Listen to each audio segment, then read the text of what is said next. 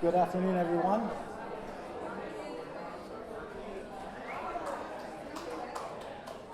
Good afternoon, everyone. Can you hear me? I think it's about ready to start here. We're out of time and we're out of chairs. Blaffer Foundation can really bring your crowd, can't they? Give yourselves a round of applause for being here. This is great. Of course, we're all here. We want to know what Alistair Baldwin has in store for the Rapp Memorial Garden.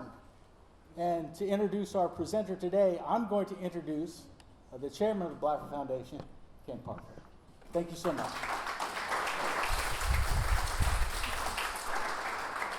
Well, thank you. Good afternoon, everyone, and thank you for being here today.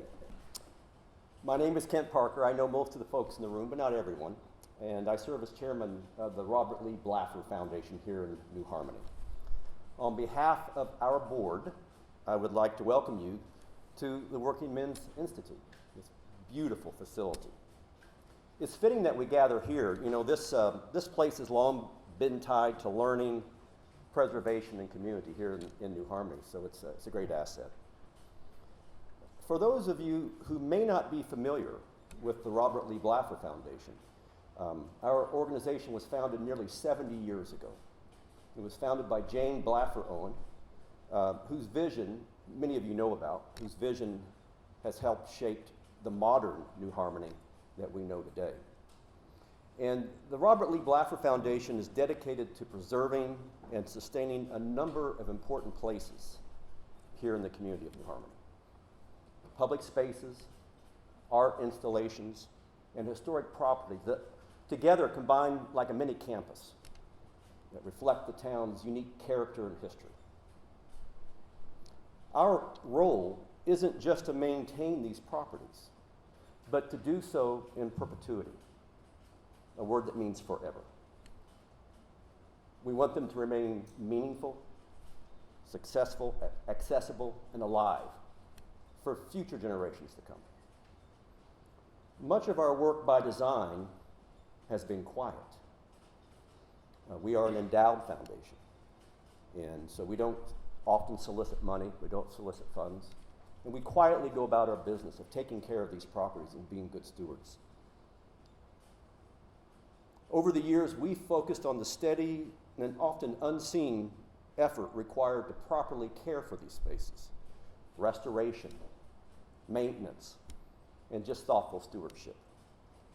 It's not always visible, but it is essential. And it's allowed us to build a strong foundation for the future. Now, over the past decade, we've made significant investments across many of our properties. Projects such as remodeling the community house, where one of the exhibitions for the festival, the art festival, is going on right now. Improvements to the roofless church, including restoration of those gates and the gold leafing of those gates to bring them back to the way they were 50 years ago. Landscape lighting of the dome in the roofless church, upgrades to the barn abbey, a complete restoration of Carroll's Garden, improvements to Tillich Park, numerous other projects that we have been working diligently on for the past decade. Now, each of these efforts reflect a commitment to preserving the integrity of the spaces that I'm talking about while enhancing how they're experienced and how they're used. But today, I'm excited to talk about an important step forward for our foundation. We're entering a new phase, one that builds on the foundation of sustainable stewardship that I've described, but also looks to the future.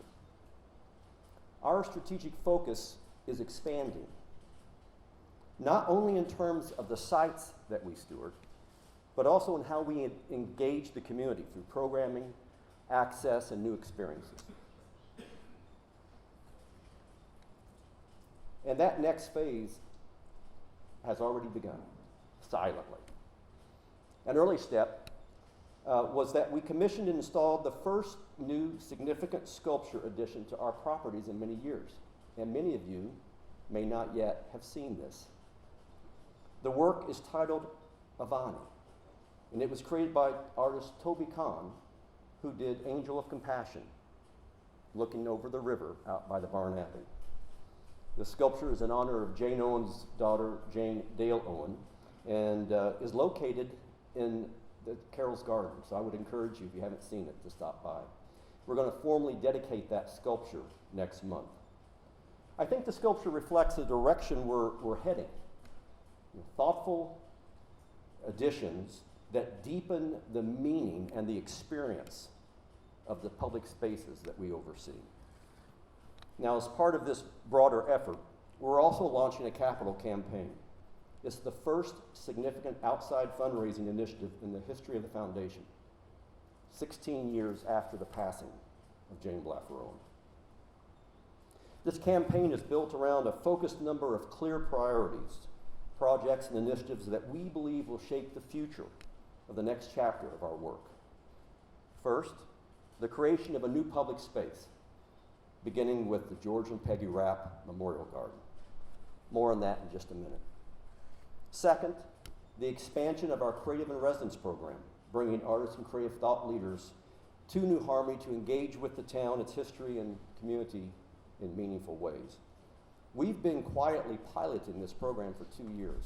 We've brought 6 creative in residences so far and have, I think, 4 or 5 scheduled yet for this year.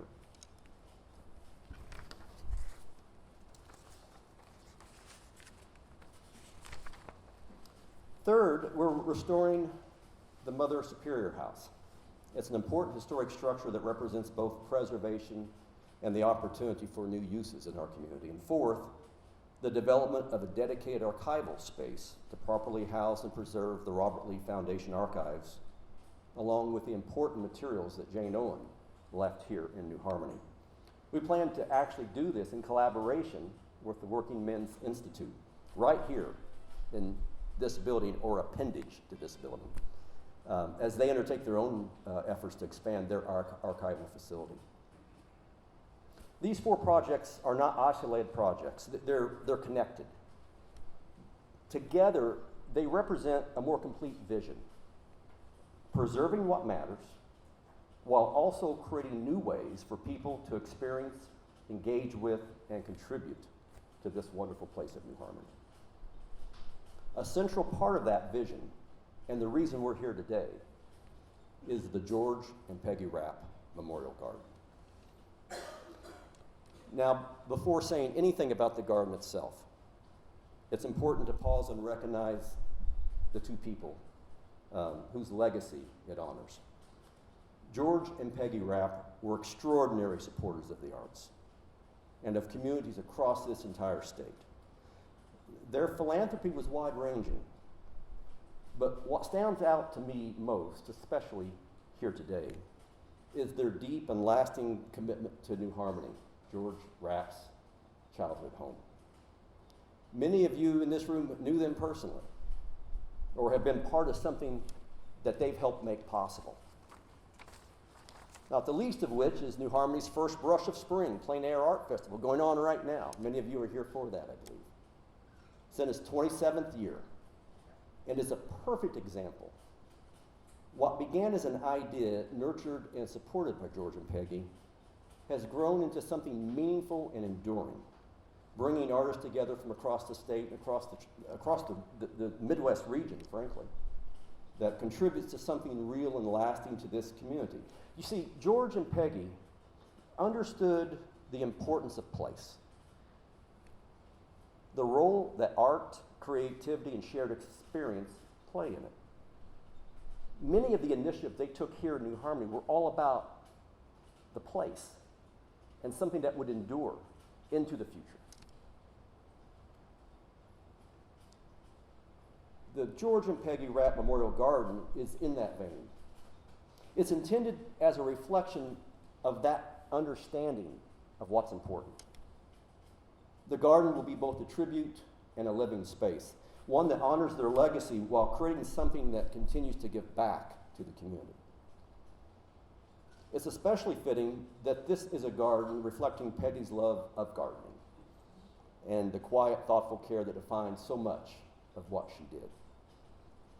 We're also honored to have members of the Rapp family here today. John and Jim, sons, Leslie, George, John Jr., other relatives in the room, thank you for being here with us.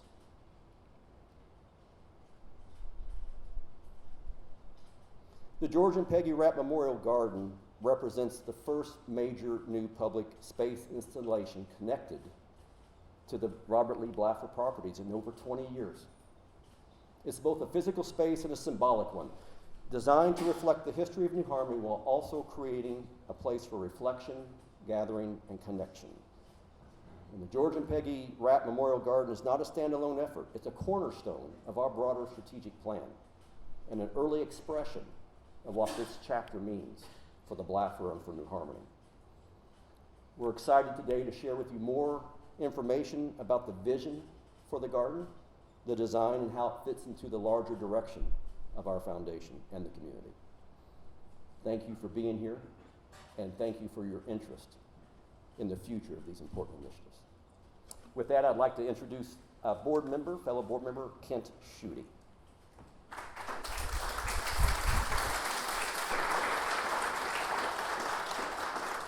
I agree. Thank you all for being here. It's my privilege to introduce Alistair Baldwin, an award-winning landscape architect and garden designer from Yorkshire, England. I met Alistair over 25 years ago when we were professors coordinating an exchange program between Leeds Metropolitan University and Purdue University for our landscape architect students to go back and forth. Alistair launched his practice. First of all, he's an outstanding sketcher. I mean,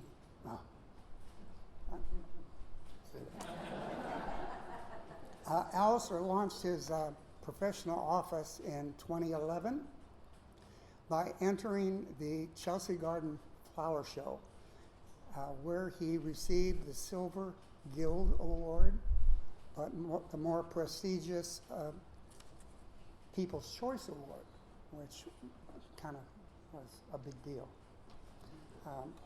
His firm has been, can't even read my own right, recognized by House and Garden magazine as one of the top 50 firms over the past 4 years. They award that every year. His firm has been practicing. Currently, they have over 35 projects in England, Scotland, Germany, and Italy. His design for the garden honoring Dr. George and Peggy Rapp is his first project in the United States. So, with no further ado, I give you Alistair.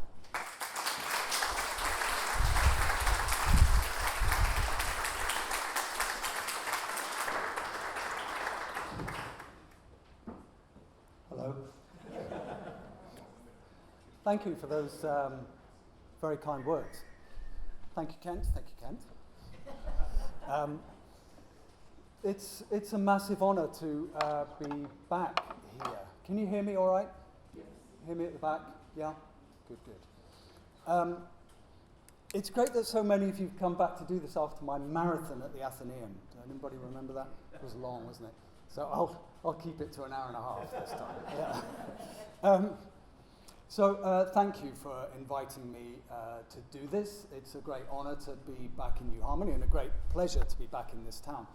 As Kent said, the first time I came here was in 2002, 24 years ago. Who'd have thought? It's flown. And I only realised that because Kent's made this book of my sketches, which you can see if you ask Kent. It's somewhere in town. It's this great big thick thing that we made. And I was leafing through it yesterday, taking a trip down memory lane, and I saw some of my sketches that I did here. And the reason I realised it was 24 years is because I saw the date on my sketches, 2002. So it's great to be back. It's a great sort of privilege for me also that I think this is the fullest this room has been since Dollar General came to town. So thanks. I'm up there with the best of them. Some thank yous.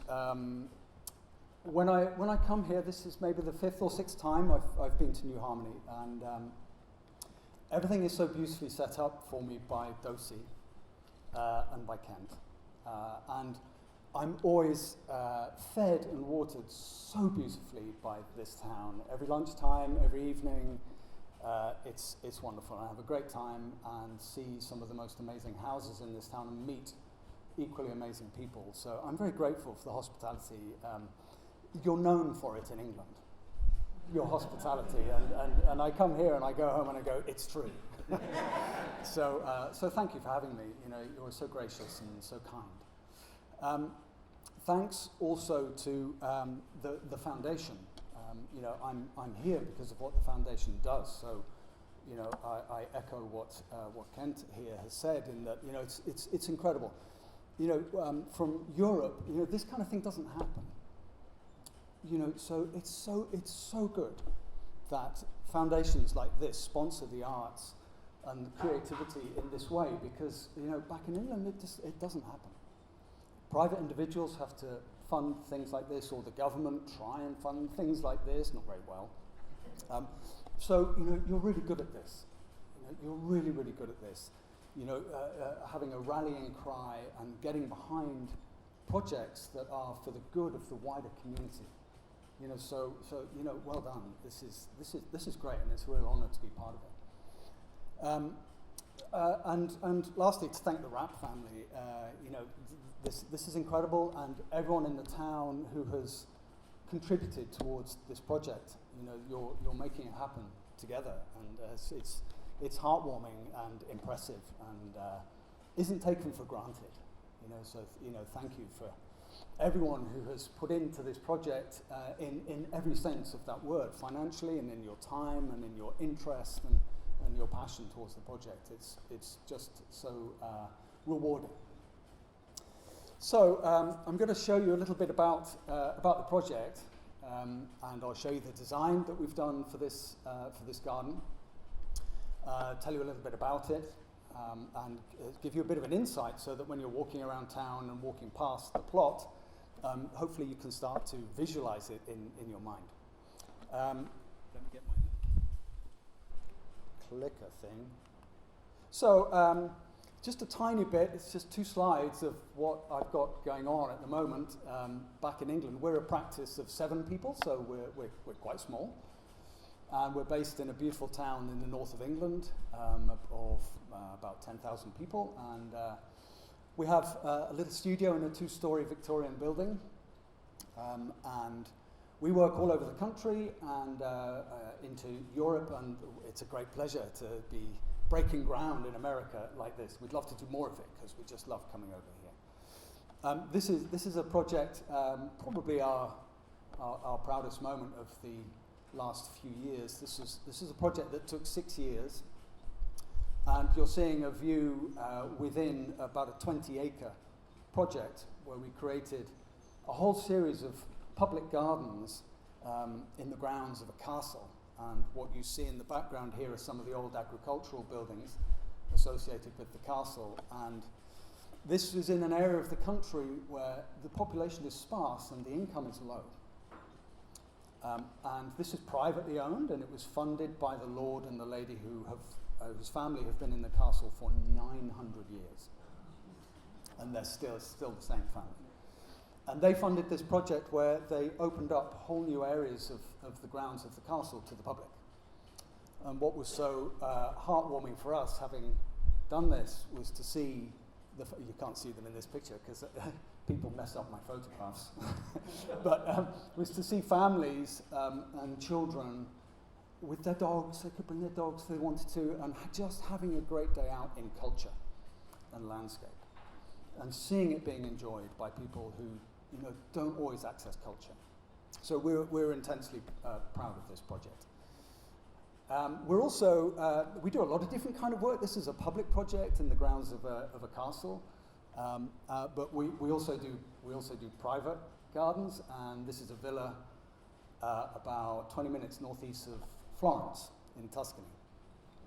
And this is on our drawing board at the moment. The team back in the office 6 hours ahead of me, so I'm at my laptop at 5 a.m. when I'm here, ordering them around.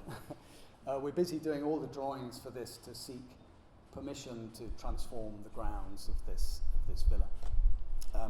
They have 550 olive trees that extend way beyond this photograph, and just off the left you get these beautiful panoramic views over the city of Florence. So we're pretty lucky. You know, we're lucky with what we do, and we love what we do. And all of our work seeks to do something meaningful. We try and do something meaningful with what we do. What sits at the root of what we do is the creation of things that are beautiful. You know, beauty sits at the very core of what we do. And I know you think that that's sort of taken for granted in terms of what somebody like me does, because we're in the world of gardens and garden making, and gardens are beautiful, right?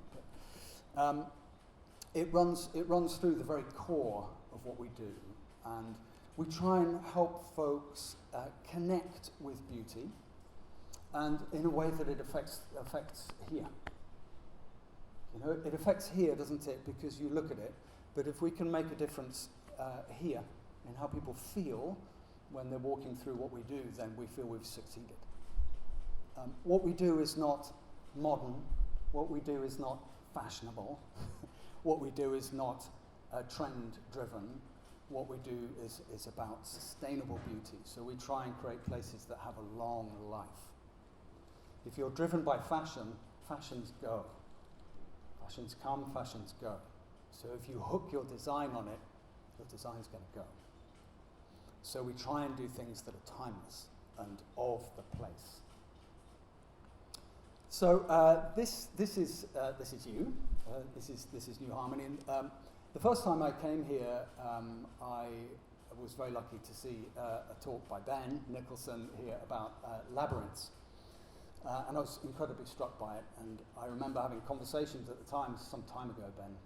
I won't say how many years ago, but it's quite a few years ago. And I remember having a conversation with folks about this wonderful grid that this town sits on.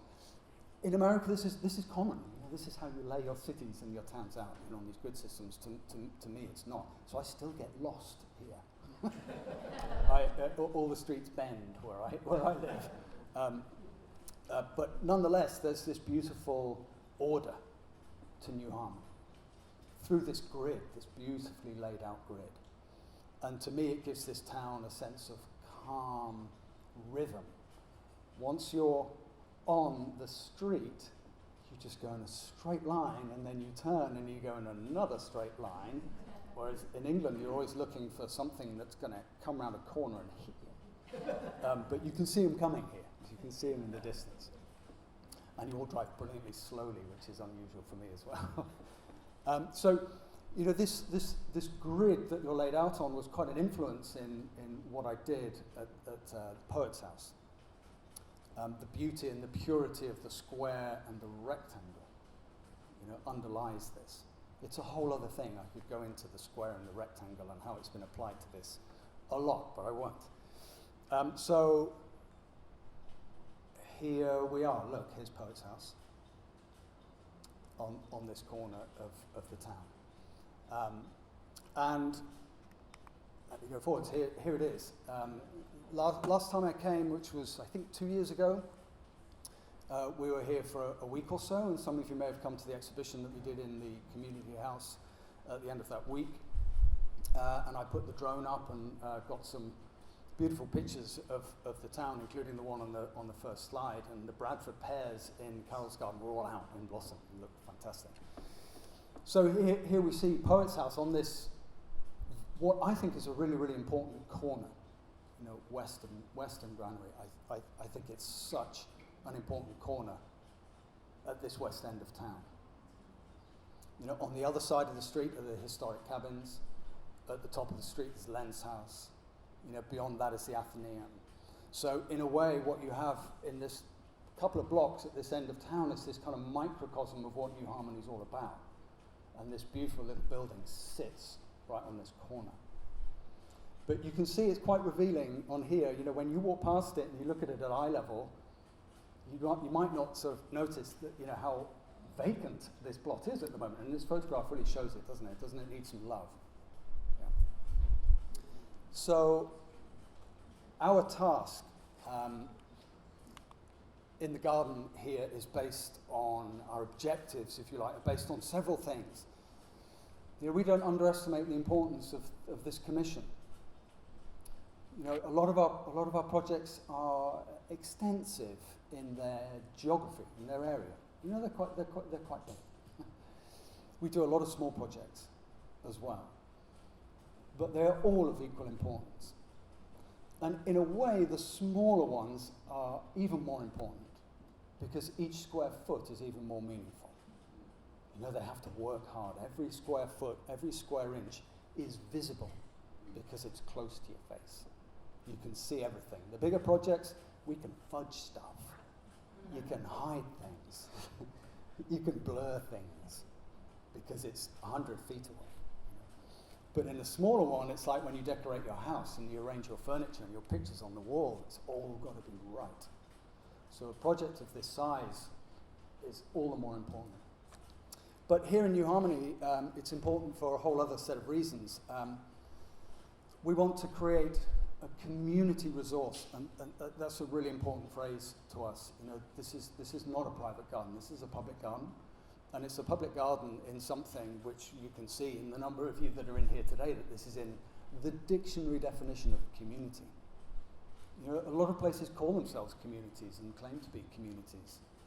You know, I've worked in them in the UK, and you look around and there's no one about. You know, and you gather them together to talk about something, and 6 of them turn up.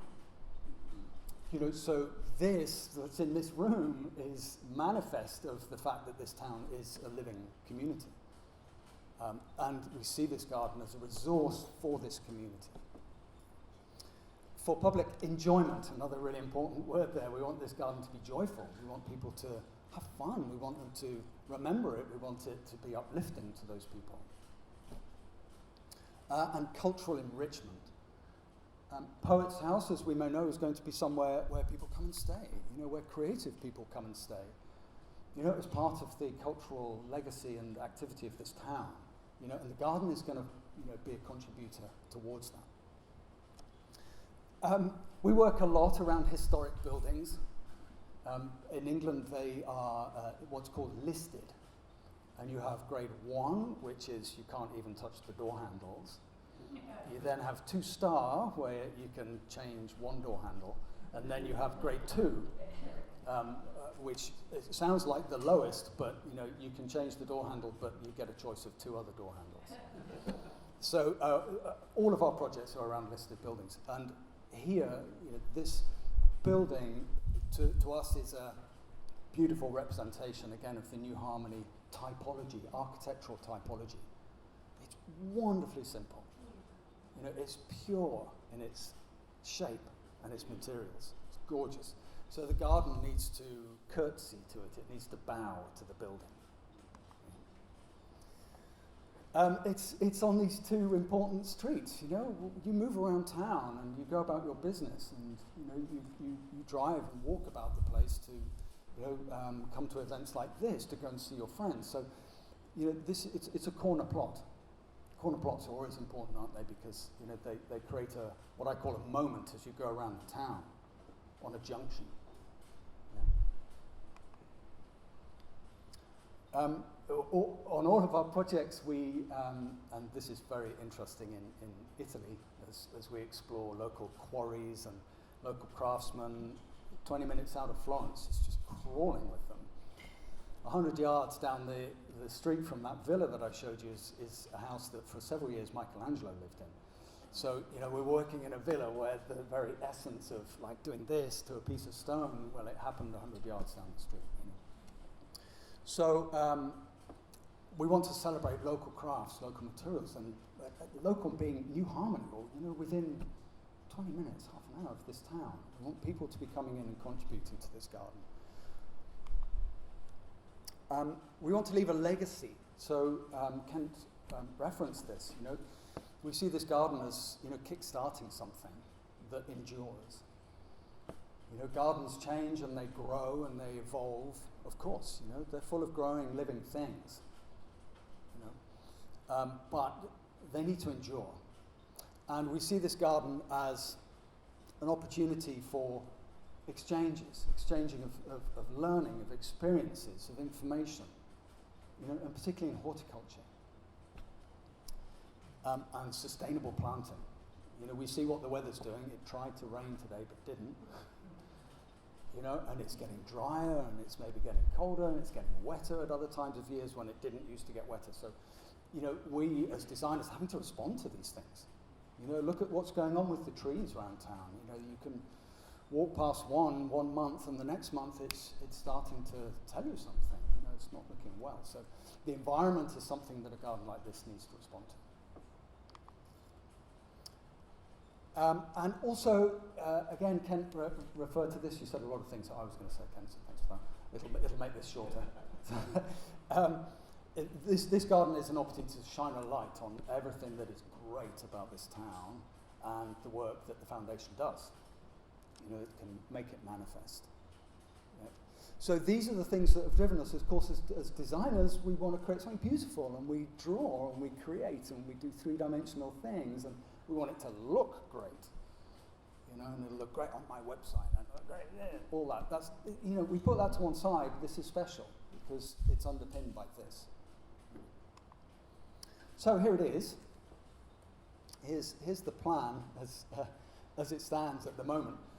Now, right at the top, I listed some folks who are really important here, and yesterday. I've been in meetings and talks and discussions since getting here on Wednesday. Was it Wednesday? Don't even know what day it is. And the design is evolving all the time, and we design in a very open, collaborative way. So while you see a drawing like this, it's been done with a piece of software and looks very precise. From here, it will evolve and move. One of the reasons that it's doing that is these two guys over here. Is Jeff and Eric. Big up Jeff and Eric. Right. So these two noble gentlemen are going to be making this garden, and when we heard that, we were skipping with joy in our office because we like our babies to be in safe hands. And when you put it out to contractors, sure, it's safe hands, but there's an element of risk, isn't there? When you let it go, and these people that you might not have worked with before nod a lot to make you go away as a designer, to leave them to it. And they go, yeah, it's fine. And then you turn up and they're starting to make their own decisions most of the time, which is okay. Sometimes it's not. So for us to have these guys, who know and love this town, making this garden for us is just sheer joy. And already yesterday in chats with these guys, the design is improving and getting refined. So thank you.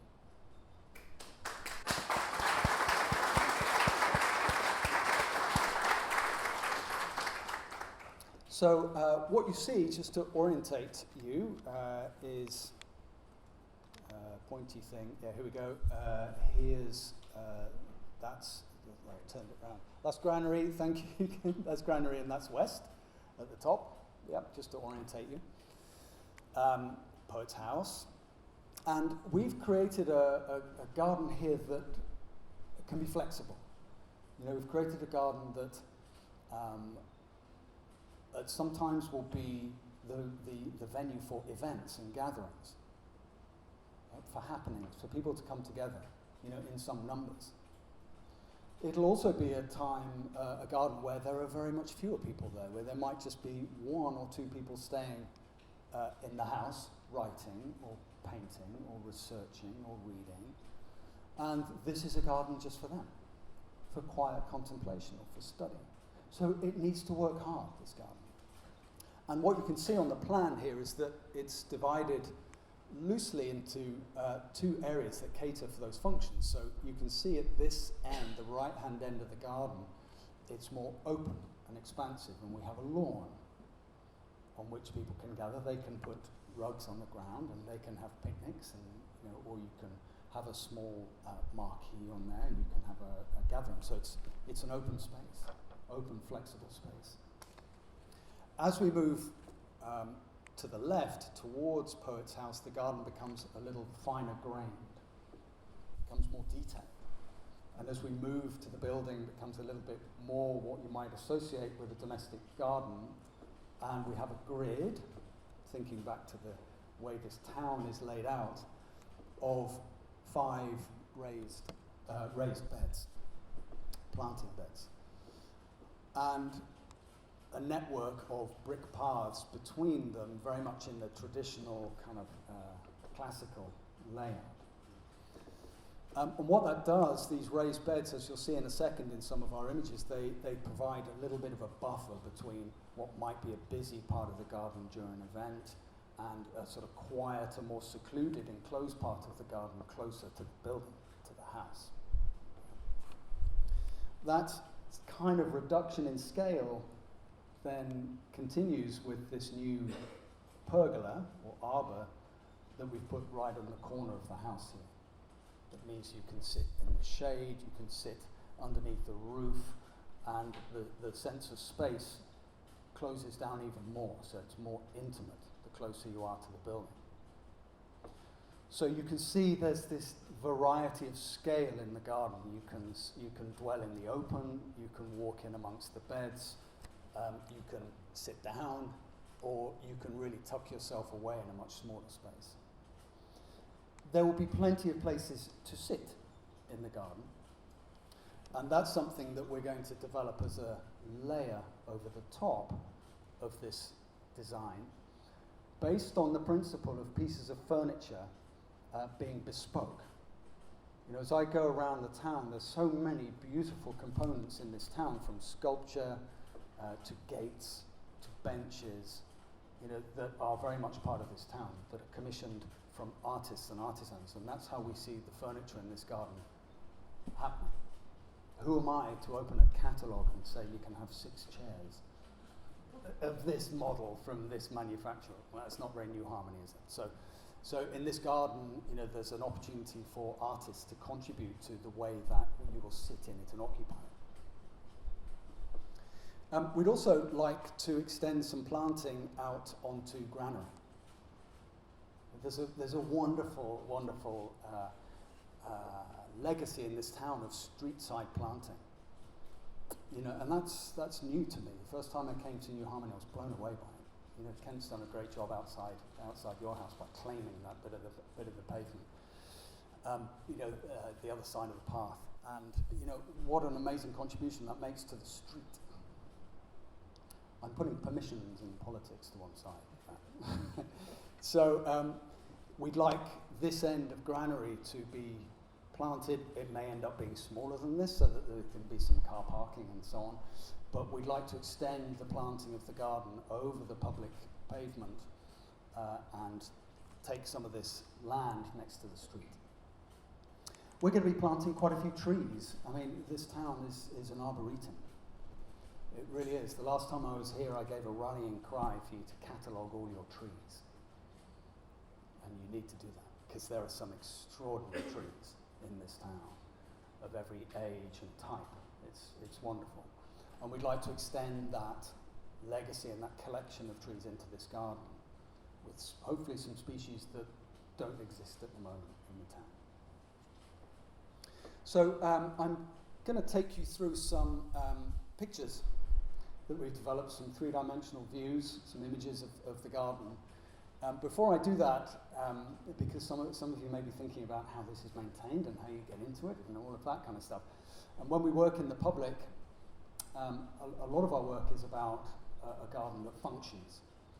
You know, so Eric and Jeff have got to get in and out of here to maintain it. Yeah, and they need to do so quietly and quickly. And so things like this that you see, this new track down the side here, is all about service and access and the width of their truck and the width of the machines they have to bring in when they mulch and how they get their mulch from there into the garden. We've already been having brilliant conversations about this yesterday. So it kind of has to work as well as looking pretty. I have as Kent said, I draw, and I'm a bit analog because I like this stuff, and I like pens and pencils. I employ young, clever people to do things like this on computers, and when I spook horses when I go near them. They do things, and computers break when I walk near them. So, so I don't do this, and they get cross in the office if I go near the computers. We work very closely as a team, and we take our designs and we bring them to life through clever pieces of software like this. Don't ask me about them, but they make pretty pictures like this. And it can really bring it to life, can't it? And we try and show our projects in context. So, you know, we show the buildings and the streets in the background. You know, so this is so you're in New Harmony when you see these images. We want to bring a layer of horticulture and planting and colour and joy into this garden to extend, particularly what's going on in Carol's garden, which is just bottom left of this image, isn't it? You know, and take that beautiful horticulture through into this space. So you can see our raised beds in the middle here and the brick paths, and I'll tell you a little bit about this water feature here in a second. And you can see this pergola in the corner here. Super simple. In a way, simple designs are the hardest to do because the devil is in the detail. When you keep the shape and the layout simple, your eye jumps to the next thing, which is the detail and the surfaces and the edges and the fixings and the fastenings and the shadow gaps, all these things. So we've been geeking out in the office about all of that, much to Jeff and Eric's delight, obviously. So you can see the raised beds here, and we've designed those in bleached vertical timbers, so we're starting to take some of these patinas and colours and textures of New Harmony and putting them into the vertical surfaces of the scheme. Look how simple the pergola is. You know, this is an honest, simple, beautiful building. So the pergola can't have little pointy finials and swirls and twirls and all of these kind of things, because this is not a building that ever was based on that kind of decoration, which is what makes it, I think, so pure and beautiful. So you can see we've been modelling in the foreground here. You can see that just using the simple vertical timber board, we've been looking at how you can shape the end of that board, how you can vary the width of it. You know, I've been looking at all the fences around town, and you know, this is a brochure of fence design, this town, and gates. You know, and so we've been looking and learning and applying that to this garden. So it's very, very much of the place.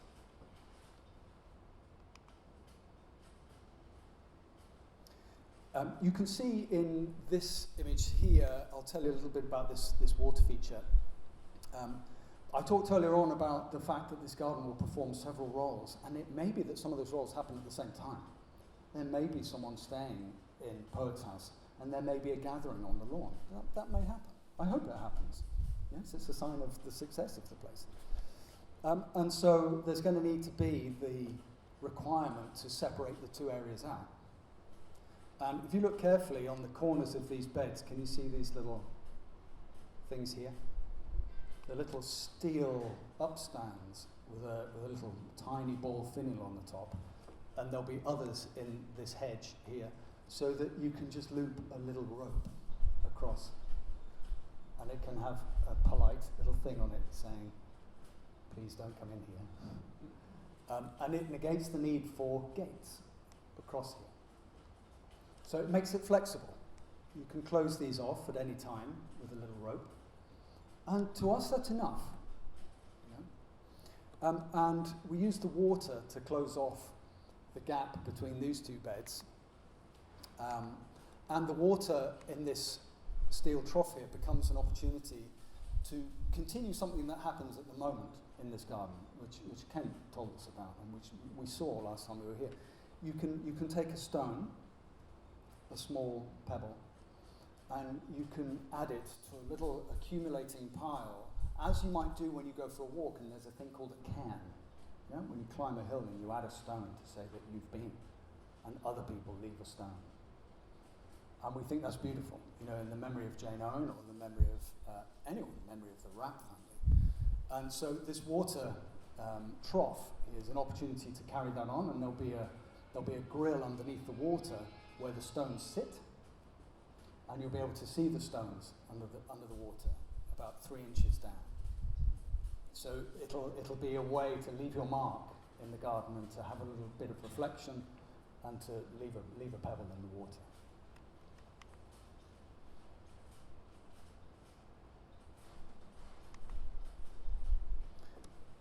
We can see the lawn here, and the difference between the more open part of the garden and the much more detailed enclosed section in here, with these multi-stemmed trees that will gently enclose the space, but without blocking views from one to the other. It's really important. Here we are under the pergola, and we can see the body of water here.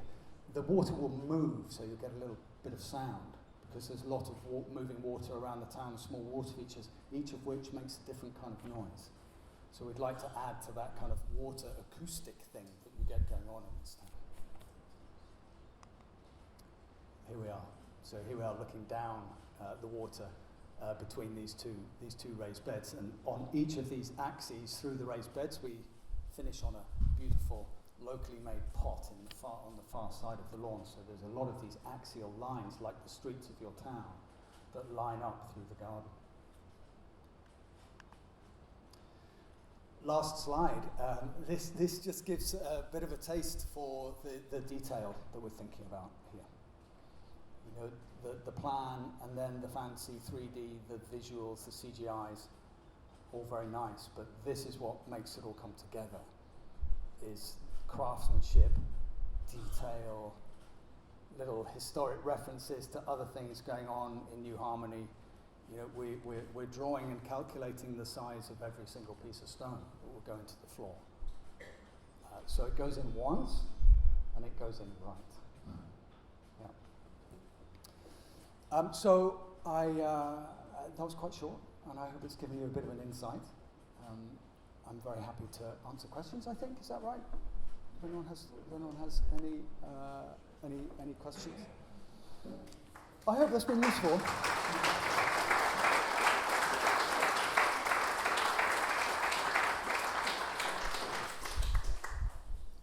Is it you, Marsh? I'm happy to ask. Yes. The paved pathways, will they be wide enough for a wheelchair? They will. Will the paved pathways be wide enough for a wheelchair? They will indeed, yeah. 4 feet. But not a golf cart? But not a golf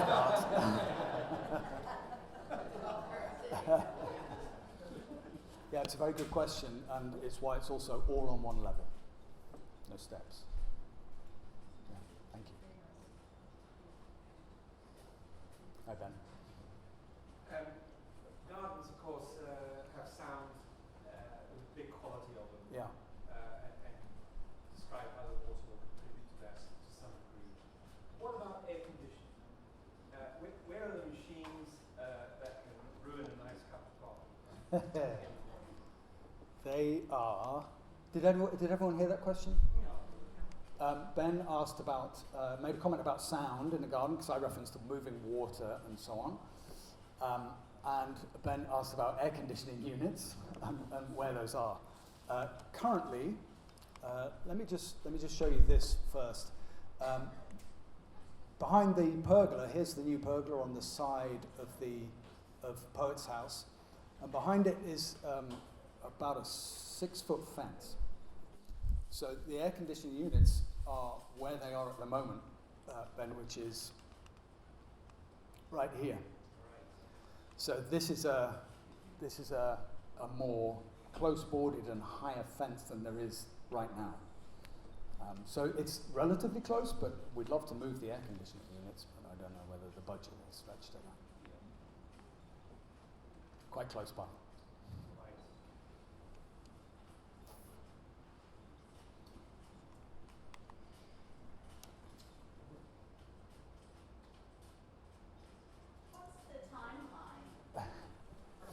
That's a good question. What's the timeline? Was asked then. We were talking about this yesterday. Marsh might answer that. Yeah, Eric and Jeff look nervous. Can we say, or should we? I think it's probably safe to say that it's this summer to make a start. That keeps it quite open, doesn't it? The infrastructure and all the other nasty stuff going on. Yeah. Yeah, I mean, there's irrigation, there's lighting in a garden like this, and we've done dozens of drawings for these things. The technical part. So you will see the site crisscrossed with trenches. There'll be a lot of digging to put things under the ground before things start to be put back in, and you see it rising up out of the ground. So you'll need to bear with these guys as they break egg to make an omelette. Yeah. Hello. What about evening lighting? There's. I should have put one of them up. We've done some nighttime views of this, and so there will be evening lighting. Yeah, the whole thing will be lit, but we don't want to light it up like a fairground. And you can achieve a lot by uplighting trees, especially small trees, because the canopy then bounces the light back out. In our office, we call it secondary light. So you light one thing and it bounces light onto others. You give the garden a glow rather than a glare. But yeah, absolutely, it'll be lit.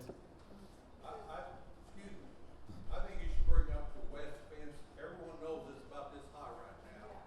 And there's Yeah. a large discussion, and now they can see what it's going to look like where Lower. you will be seen in the garden and out of the garden, not be contained, like kind of like a privacy fence it is now. Yeah, it is. We're keeping the fence, but we're making it lower. You need to be able to see in.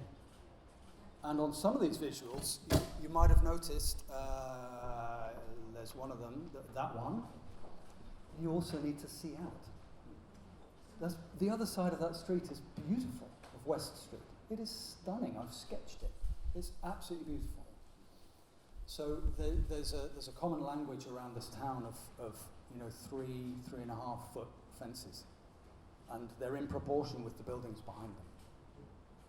So the fence will be kept because it's been invested in, but it will be made lower using all the same timber. Hi, Dosie. So, the educational component of this garden, horticultural education, will there be markers on the plants, small markers saying what they are? Will there be QR codes or something to be able to educate oneself Yeah. about this? Yeah, it's a really good question. I'd like there to be so. Dosie asked if there's going to be labels on the plants or access to the names of all the plants in the garden. It's a great question as part of the educational legacy. And there's various ways in which you can do that. You can do it in the archives. You can do it through things like QR codes. Not everyone likes doing that. It varies, doesn't it? It can sit with Jeff and Eric. One of the nice ways to find out about things like that is to ask somebody, and you get into a conversation. And then there's the physical answer, which is to label them, so you can see. So it'll be a combination, I expect, Dosie. We're talking to the guys about writing, a full management plan for the garden that lists all the plants and everything that needs to be done week by week in the garden. So that's something that will sit with these guys, but also anyone else who comes to volunteer or work in the garden, so that all that information is readily available. One other question. So many of the Blaffer gardens have artwork in them, sculptures, public sculptures. Yeah. Do you envision that at all in this, or is this going to be pure and simple and unadorned with plaques and poetry, Yeah. statues? I would answer that by saying I think it's probably inevitable that it'll end up having some sculpture in it. I've been here enough times. So, and I think, our designs are a framework for other things to happen in. So who am I to say, no, you can't put sculpture in this garden? So, this has been designed, particularly with the axial designs where you have eye catchers and focal points at the end. We've shown, you can see them on here, these 3 containers, these 3 pots. They don't have to be containers or pots. They could be, pieces of artwork. You need to select them carefully. That goes without saying, but you're really good at that in this town. You've got form. You've got previous. So, I think that would be a fantastic layer to the garden, for sure. Hi, they're coming thick and fast. Dosie and I are both on the board, and we're very conscious about signs. And you don't need too many, but you need some. And it's really difficult. You can over-sign things. Mm-hmm. And I think you need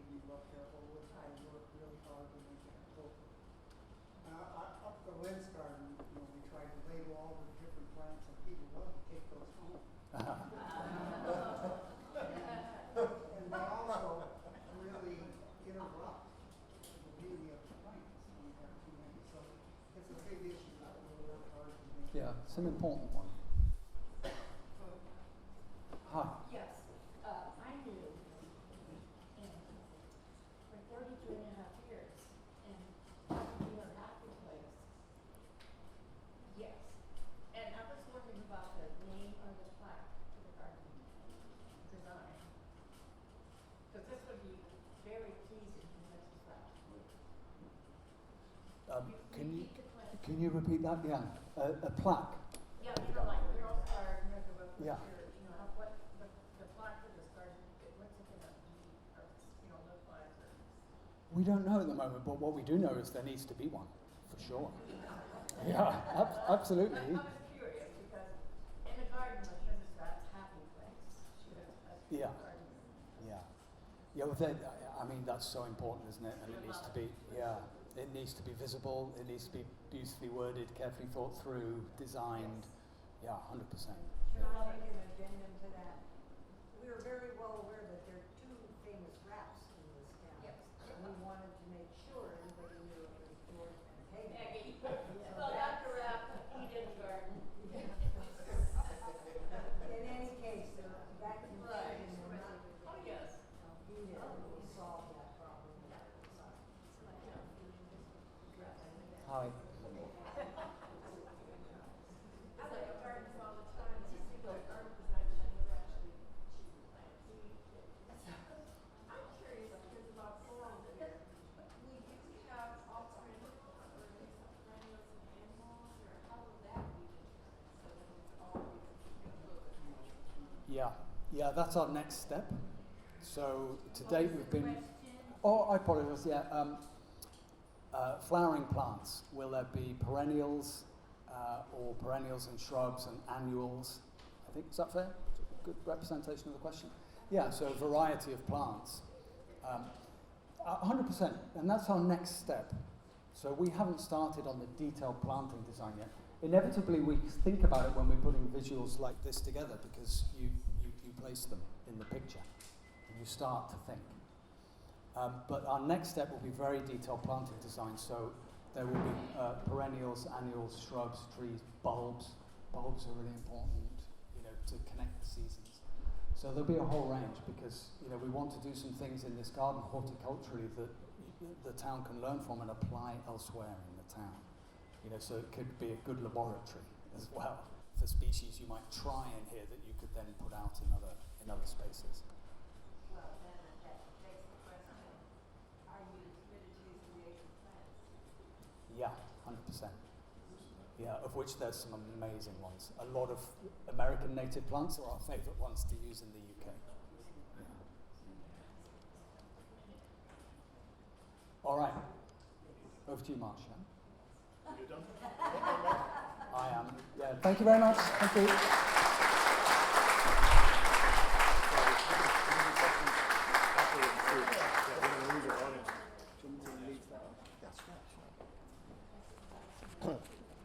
Well, good afternoon, and thanks everybody for sticking with us. My name is Marsh Davis. I'm honored to be part of the board of directors of the Robert Lee Blaffer Foundation. I think Kent Parker teed it up beautifully with the background of the foundation and the splendid properties that the foundation is steward of.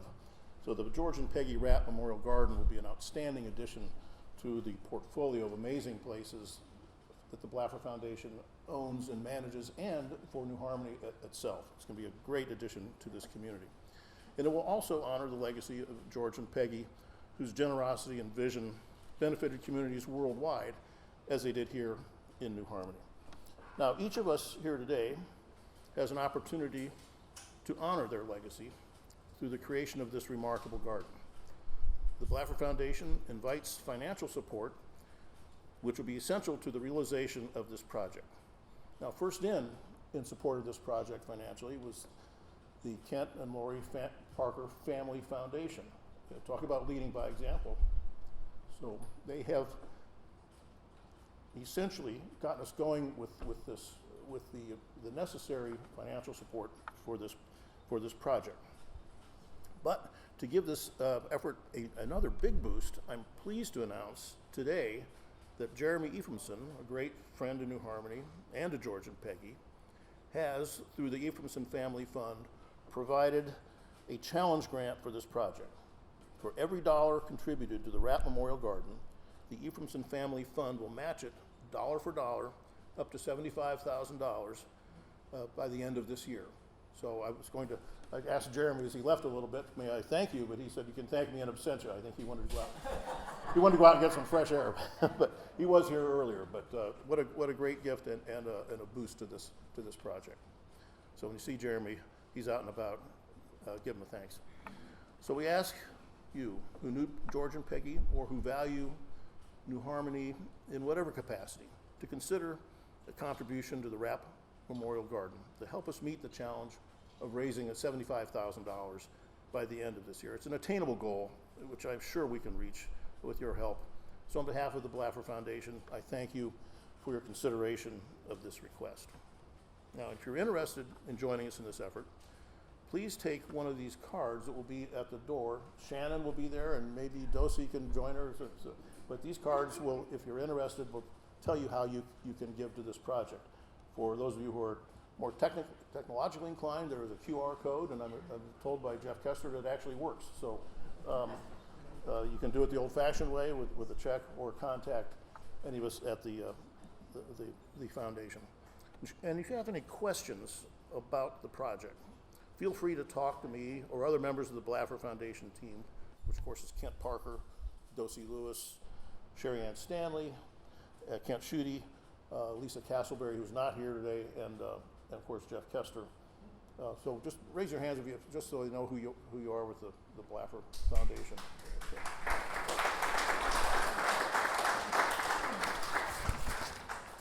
I want to thank Ryan and the Working Man's Institute for hosting this event this afternoon. Of course, to Alistair Baldwin for gracing us with this splendid design. Of course, to Jeremy, Kent, and Laurie, and to all of you who will participate in the realization of the George and Peggy Rapp Memorial Garden. Now I'd like to close with inviting John Rapp to come to the podium and make a few remarks. I'll move this up a little bit.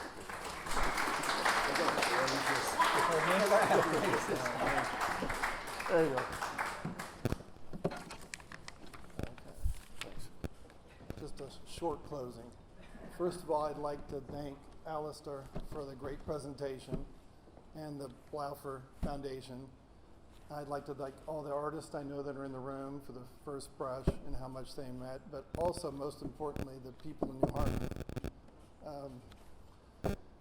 To quote, since it's first brush of spring, Pablo Picasso, if the meaning of life is to find your gift, the purpose of life is to give it away. And I felt like my parents epitomized that because their love for this town. They knew a lot of you a lot longer than they knew me. So thank you so much. It means a lot.